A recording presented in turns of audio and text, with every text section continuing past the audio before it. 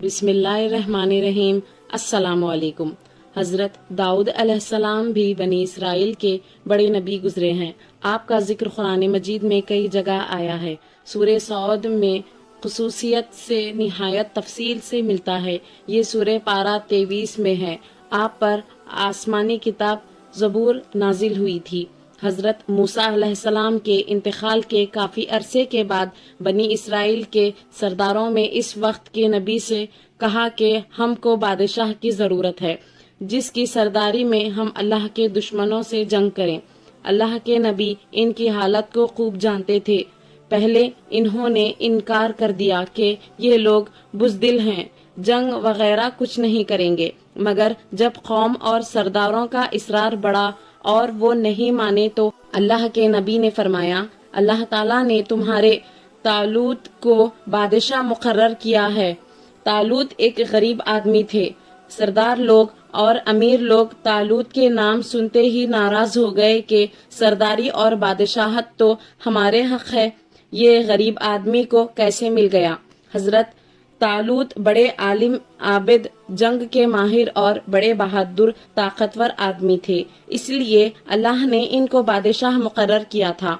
अल्लाह के नजदीक तो अमीर व गरीब सब बराबर है। इसके नजदीक वही अच्छा है जो नेक हो। लोगों को तसल्ली के लिए इस वक्त के नबी ने ये भी फरमाया था कि हजरत तालूत को बादशाह बनाने की एक निशानी ये भी है कि 3 संदूक में हजरत मूसा अलैहिस्सलाम और हजरत हारून अलैहिस्सलाम की यादगार है। उससे फरिश्ते उठाकर तुम्हारे पास ले आएंगे। चुनाचा फरिश्ते वो संदूक इनकी कौम के पास ले आए। आखिर इन्होंने हजरत तालूत को अपना बादशाह बना लिया।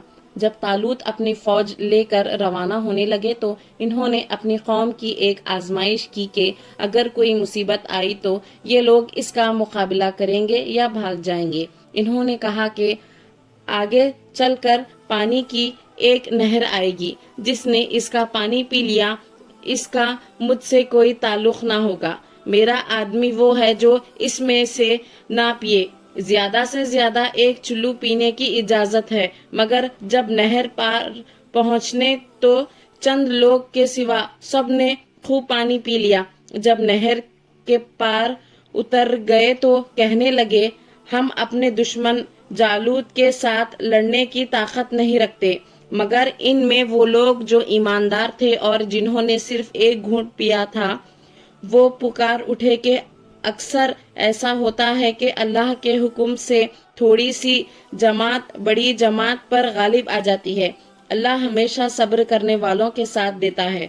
जब ये लोग जालूत के लश्कर के सामने आए तो दुआ की कि ऐ हमारे रब, हमें अपने पास से सब्र अता करके मर मिटे मगर दुश्मन से डर कर पीछे ना हटे।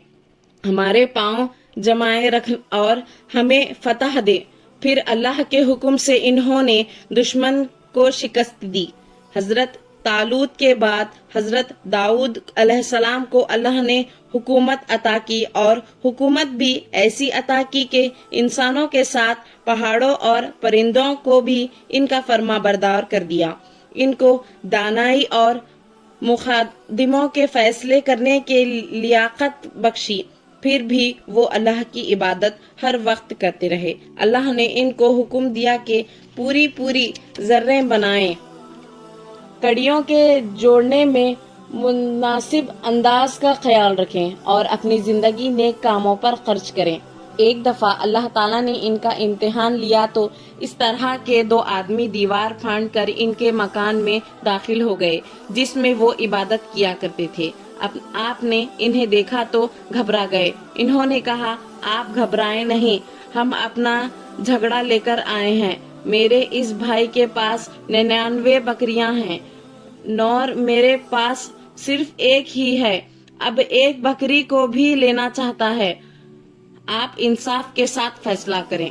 आपने फरमाया कि जो तुमसे बकरी मांग रहा है इसमें ये ज्यादती पर है और अक्सर शरीक एक दूसरे पर ज्यादती करते हैं। अलबत्ता जो लोग अल्लाह पर ईमान रखते हैं और नेक काम करते हैं वो इस ज्यादती से बच जाते हैं।